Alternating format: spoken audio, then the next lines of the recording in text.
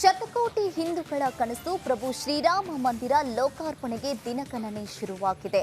ಪ್ರತಿ ಹಿಂದೂ ರಾಮ ಮಂದಿರ ದರ್ಶನಕ್ಕೆ ಕಾತುರರಾಗಿದ್ದಾರೆ. ಆದರೆ ಇಲ್ಲೊಬ್ಬ ಯುವಕ ವಿಭಿನ್ನವಾಗಿ ಅಯೋಧ್ಯೆ ರಾಮ ಮಂದಿರ ದರ್ಶನಕ್ಕೆ ತೆರಳಿದ್ದಾನೆ. ಈ ಕುರಿತು ಸ್ಟೋರಿ ಹೊಂದು ಇಲ್ಲಿದೆ ನೋಡಿ.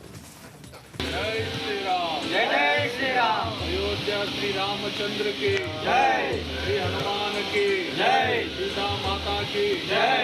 ಜನವರಿ 22ರಂದು ಹಿಂದೂಗಳ ಕನಸಿನ ರಾಮ ಮಂದಿರ ಲೋಕಾರ್ಪಣೆಯಾಗ್ತಿದೆ. ಈ ಅದ್ಭುತ ಕ್ಷಣಗಳನ್ನು ಕಣ್ತುಂಬಿಕೊಳ್ಳಲು ಕರ್ನಾಟಕದ ಯುವಕನೊಬ್ಬ ವಿಭಿನ್ನವಾಗಿ ಯಾತ್ರೆ ಆರಂಭಿಸಿದ್ದಾನೆ. ವಿಜಯಪುರ ಜಿಲ್ಲೆಯ ಬಾಗೇವಾಡಿ ತಾಲೂಕಿನ ತಾಳೆವಾಡ ಗ್ರಾಮದ ಸುರೇಶ ಹನುಮ ಜನ್ಮಭೂಮಿ ಅಂಜನಾದ್ರಿಯಿಂದ ರಾಮ ಜನ್ಮಭೂಮಿ ಅಯೋಧ್ಯೆಗೆ ಸೈಕಲ್ನಲ್ಲಿ ಯಾತ್ರೆ ಆರಂಭಿಸಿದ್ದಾನೆ. ಏಕಾಂಗಿಯಾಗಿ ಸೈಕಲ್ ಮೂಲಕ ಅಯೋಧ್ಯೆ ತಲುಪಿ ಪ್ರಭು ಶ್ರೀರಾಮನ ದರ್ಶನ ಪಡೆಯಲಿದ್ದಾನೆ. ತೆರಳುವ ಮಾರ್ಗ ಮಧ್ಯೆ ಬರೋ ಹಳ್ಳಿಗಳಲ್ಲಿ ಪ್ರಭು ಶ್ರೀರಾಮನ ಚಿತ್ರಗಳನ್ನು ಬಿಡಿಸುತ್ತಾ ಪ್ರಯಾಣ ನಡೆಸಲಿದ್ದಾನೆ. ಹನುಮ ಜನ್ಮಭೂಮಿಯಿಂದ ರಾಮನ ಜನ್ಮಭೂಮಿಯವರೆಗೂ ಸೈಕಲ್ ಹಾಕಿದೆ. ಕೊರಳಲ್ಲಿ ಕೇಸರಿ ಶಾಲು, ಸೈಕಲ್ ಎದುರು ರಾಮ ಆಂಜನೇಯರ ಫೋಟೋ, ಎದುರಿಗೆ ಭಗಧ್ವಜ ಹಾಕಿಕೊಂಡು ಸೈಕಲ್ ತುಳಿತ ಅಯೋಧ್ಯೆಗೆ ಈ ಯುವಕ ಪ್ರಯಾಣ ಬೆಳೆಸಲಿದ್ದಾನೆ. ಯುವಕನ ಸೈಕಲ್ ಯಾತ್ರೆ ಬಗ್ಗೆ ತಿಳಿದ ಗಂಗಾವತಿಯ ಹಿಂದೂಪರ ಸಂಘಟನೆಯ ಮುಖಂಡರು ಯುವಕನಿಗೆ ಸನ್ಮಾನ ಮಾಡಿ ಯಾತ್ರೆಗೆ ಶುಭ ಹಾರೈಸಿದ್ದಾರೆ.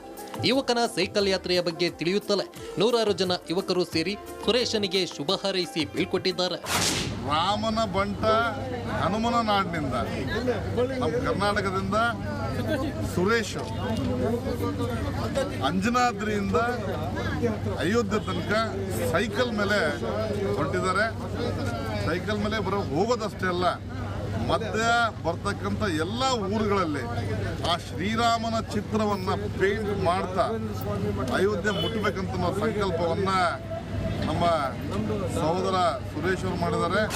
ಸದ್ಯ ಅಂಜನಾದ್ರಿಯಿಂದ ಹೊರಟ ಯುವಕನ ಸೈಕಲ್ ಯಾತ್ರೆ ಬೆಳಗಾವಿ ಜಿಲ್ಲೆಯಿಂದ ಮಹಾರಾಷ್ಟ್ರದ ಮೂಲಕವಾಗಿ ಉತ್ತರ ಪ್ರದೇಶದ ಅಯೋಧ್ಯೆಯೆಡೆಗೆ ಪ್ರಯಾಣ ಸಾಗಲಿದೆ. ಹನುಮನ ಸ್ಥಳದಿಂದ ರಾಮನ ಸ್ಥಳಕ್ಕೆ ಸೈಕಲ್ ಮೂಲಕ ಹೊರಟ ವ್ಯಕ್ತಿಗೆ ಪ್ರಭು ಶ್ರೀರಾಮ ಹಾಗೂ ಆಂಜನೇಯನ ಆಶೀರ್ವಾದ ಇರಲಿ ಎಂಬುದೇ ಎಲ್ಲರ ಆಶಯವಾಗಿದೆ.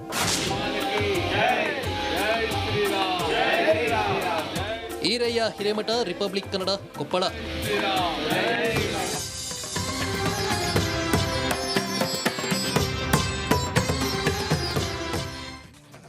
ಪರ್ಯಾಯ ಮಹೋತ್ಸವಕ್ಕೆ ಇಡೀ ಉಡುಪಿ ನಗರವೇ ಸಿಂಗಾರಗೊಂಡಿದೆ.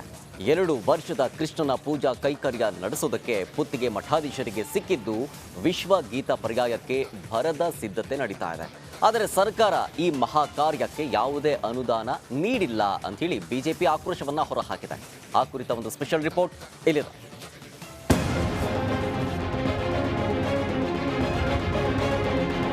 ಉಡುಪಿಯಲ್ಲಿ ಪರ್ಯಾಯ 2 ವರ್ಷಕ್ಕೊಮ್ಮೆ ಶ್ರೀಕೃಷ್ಣನ ಪೂಜಾ ಕೈಂಕರ್ಯದ ಅಧಿಕಾರ ಬದಲಾಗುತ್ತೆ. ಈ ಬಾರಿ ಅಷ್ಟಮಠಗಳಲ್ಲಿ ಒಂದಾದ ಪುತ್ತಿಗೆ ಮಠದ ಸುಗುಣೇಂದ್ರ ತೀರ್ಥ ಸ್ವಾಮೀಜಿಯವರಿಗೆ ಈ ಭಾಗ್ಯ ಲಭಿಸಲಿದೆ. ಜನವರಿ 17ರಂದು ಕೃಷ್ಣಪುರ ಮಠದ ವಿದ್ಯಾಸಾಗರ ಸ್ವಾಮೀಜಿಯವರಿಂದ ಪುತ್ತಿಗೆ ಶ್ರೀ ಅಧಿಕಾರ ಹಸ್ತಾಂತರವಾಗಲಿದೆ. ಪುತ್ತಿಗೆ ಪರ್ಯಾಯಕ್ಕೆ ಈಗಾಗಲೇ ಬರದ ಸಿದ್ಧತೆ ನಡೆಯುತ್ತಿದೆ. ರಥಬೀದಿ, ಪುತ್ತಿಗೆ ಮಠ ಸೇರಿದಂತೆ ಉಡುಪಿಗೆ ಅಲಂಕಾರಕ್ಕೆ ಅಣಿಯಾಗುತ್ತಿದೆ.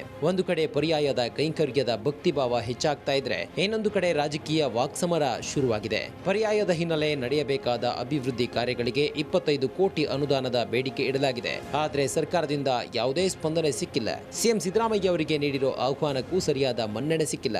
ನಗರಸಭೆಯ ಹಣದಲ್ಲೇ ಅಭಿವೃದ್ಧಿ ಕಾರ್ಯ ಮಾಡಲಾಗ್ತಿದೆ ಎಂದು ಉಡುಪಿ ಬಿಜೆಪಿ ಶಾಸಕ ಯಶ್ಪಾಲ್ ಸುವರ್ಣ ಅಸಮಾಧಾನ ಹೊರಹಾಕಿದ್ರು. ಒಬ್ಬ ಮುಖ್ಯಮಂತ್ರಿಯ ಸಂದರ್ಭದಲ್ಲಿ ಇಡೀ ಸಮಸ್ತ 6 ಕೋಟಿ ಜನರಿಗೆ ಅವರು ಮುಖ್ಯಮಂತ್ರಿಗೆ 6 ಕೋಟಿ ಜನರಿಗೆ ನ್ಯಾಯ ಕೊಡುವಂಥ ಕೆಲಸ, ಅಭಿವೃದ್ಧಿ ಪರವಾಗಿ ಕೆಲಸ ಮಾಡುವಂಥ ಜವಾಬ್ದಾರಿ ಅವರು. ಆ ಸಂದರ್ಭದಲ್ಲಿ ಪರ್ಯಾಯಕ್ಕೆ ಈಗಾಗಲೇ ನಾನು ಹೋಗಿದ್ದೇನೆ. ಇಡೀ ಪರ್ಯಾಯದ ಸಮಿತಿಯವರು, ಸ್ವಾಗತ ಸಮಿತಿಯವರು ಹೋಗಿ ಅವರಿಗೆ ಮನವಿಯನ್ನು ಮಾಡಿದ್ದಾರೆ. ಇನ್ನೇ ತನಕ ಇವತ್ತು 10 ಗಂಟೆ ತನಕ ಯಾವುದೇ ಅನುದಾನಗಳನ್ನು ಕೊಡಲಿಲ್ಲ. ಇನ್ನು ಇಷ್ಟು ಮುಖ್ಯ ಪ್ರಾಣ ಯಾವ ರೀತಿ ಅವರಿಗೆ ಬುದ್ಧಿ ಕೊಡ್ತಾರೆ ಎಂಬುದು ಕಾದು ನೋಡಬೇಕಾಗಿದೆ. ಏಕೆಂದರೆ ನಾವು ಈಗಾಗಲೇ 10 ಕೋಟಿ 25 ಕೋಟಿ ಕೇಳಿದ್ದೇವೆ. ಲಾಸ್ಟಿಗೆ ಹೇಳಿದೆ ಸರ್ಕಾರದಲ್ಲಿ ದುಡ್ಡಿಲ್ಲಲ್ಲ, ಒಂದು 10 ಕೋಟಿ ಆದರೆ ಕೊಡಿ ಅಂತ. ಬಿಜೆಪಿ ಆರೋಪಕ್ಕೆ ಕಾಂಗ್ರೆಸ್ ನಾಯಕರು ಸಮಜಾಯಿಷಿ ಕೊಡ್ತಾ ಇದ್ದಾರೆ. ಈ ಹಿಂದೆ ಬೊಮ್ಮಾಯಿ ಎಷ್ಟು ಬಾರಿ ಬಂದಿದ್ರು, ಶೋಭಾ ಕರಂದ್ಲಾಜೆ ಹಾಗೆ ಬಂದು ಹೋಗಿದ್ರ, ಮುಂದೆ ಕಾಂಗ್ರೆಸ್ ನಾಯಕರು ಭಾಗಿಯಾಗುತ್ತಾರೆ ಎಂಬ ವಿಶ್ವಾಸ ವ್ಯಕ್ತಪಡಿಸಿದ್ರು. ಹೀಗೆಲ್ಲ ಮಾತಾಡ್ಲಿಕ್ಕೆ ಹೋದ ಹಿಂದೆ ಇದೇ ನಮ್ಮ ಬಸವರಾಜ ಬೊಮ್ಮಾಯಿ ಅವರು ಈ ಭಾಗದ ಉಸ್ತುವಾರಿ ಸಚಿವರು, ಅವರು ಎಷ್ಟು ಬಾರಿ ಬಂದಿದ್ದಾರೆ. ಈಗ ಶೋಭಾ ಕರಂದ್ಲಾಜೆ ಅವರು ಮದುವೆ ಮನೆಗೆ ಬಂದಾಗ 6 ತಿಂಗಳಿಗೆ 1 ವರ್ಷಕ್ಕೊಮ್ಮೆ ಬರ್ತಿದ್ರು. ಈಗ ಚುನಾವಣೆ ಹತ್ತಿರ ಬರ್ತಾ ಇದೆ ಎಂಬ ನಿಟ್ಟಿನಲ್ಲಿ ತಿಂಗಳಿಗೆ ಒಮ್ಮೆ ಬರ್ತಾ ಇದ್ದಾರೆ. ಇದನ್ನು ಹೀಗೆ ತೋರಿಸಲಿಕ್ಕೆ ಹೋದಾಗ 3 ಬೆರಳು ನಮ್ಮನ್ನು ತೋರಿಸದೆ ಹಿಂದೆ ಇವರು ಏನು ಮಾಡಿದ್ದಾರೆ ಇಡೀ ಜನತೆಗೆ ಗೊತ್ತಿದೆ. ಈಗ ನಾವು ಏನು ಮಾಡ್ತಾ ಇದ್ದಾರೆ ಜನ ತಿಳ್ಕೊಳ್ತಾ ಇದ್ದಾರೆ. ಹಾಗೇನಿಲ್ಲ, ಖಂಡಿತ ನಾಡಿನ ಪರ್ಯಾಯಕ್ಕೆ ನಮ್ಮ ಎಲ್ಲ ಕಾಂಗ್ರೆಸ್ ಪಕ್ಷದ ಸಹಕಾರ ಸಂಪೂರ್ಣ ಇದೆ. ಒಟ್ಟಾರೆ 2 ತಿಂಗಳ ಮುಂಚಿತವಾಗಿ ಸಿಎಂ ಪರ್ಯಾಯಕ್ಕೆ ಆಹ್ವಾನ ನೀಡಿದ್ದಾರೆ. ಪರ್ಯಾಯದ ಸೌಂದರ್ಯ ಕಣ್ತುಂಬಿಕೊಳ್ಳಲು ಸಿಎಂ ಸಿದ್ದರಾಮಯ್ಯ ಕೊನೆ ಕ್ಷಣದಲ್ಲಾದರೂ ಆಗಮಿಸುತ್ತಾರ, ಉಡುಪಿ ನಾಡ ಹಬ್ಬಕ್ಕೆ ಅನುದಾನ ಭಾಗ್ಯ ಕರುಣಿಸುತ್ತಾರಾ ಅನ್ನೋದು ಕಾದು ನೋಡಬೇಕಿದೆ. ಅಂಕಿತ್ ಜೊತೆಗೆ ಹರೀಶ್ ಪಾಲೆಚ್ಚರ್, ರಿಪಬ್ಲಿಕ್ ಕನ್ನಡ, ಉಡುಪಿ.